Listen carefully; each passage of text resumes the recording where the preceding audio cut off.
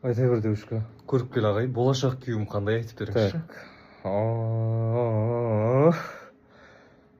Кешіріңіз. Болашақ күйеуім кәдімгі қазақтың жігіті ғой. Бойы средний. Круто, қазір не істеп жатыр екен болашақ күйеуім? Так, қазір достарымен ком-клубта отыр ғой қазір девушка. Қойыңызшы, случайно дота ойнап жатқан жоқ па әйтеуір? КС ойнап отыр екен, КС. Шүкір, еркек екен ғой. Ертең не істейді екен? Зайымын жабады екен ертең, 13 мартта. Сорлап жүр екен ғой. 14-ні істейді екен, 14-ті. Так, 14 мартта қызымен айырылысады екен сенің күйеуің болашақ. Қойшы, не үшін айырылысып кетті? Так. В общем, қызы сіз демеген ғой оған ше. Сөйтіп айырылысып кеткен ғой, неге сіз демейсің деп. Сіз демеген үшін ба? Ред флаг па сонда мен болашақ күйеуім, әлде грин флаг па? Су таситын фляг қой.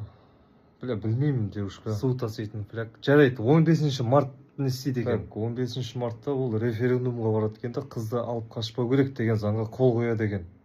Мә, в общем, мен қашан кездестіреді ол күйеуім? В общем, сендер 9 жылдан кейін барып танысасыңдар. 9 жылдан кейін? Нешеде сағат? 16:43-те. Қойшы, онда мен барып дайындала берейін, боянып, 16:43-ке 9 жыл бар ғой әлі. В общем, ағай, келесі жол басқа вайн сүрекші, андай вайн болмайды.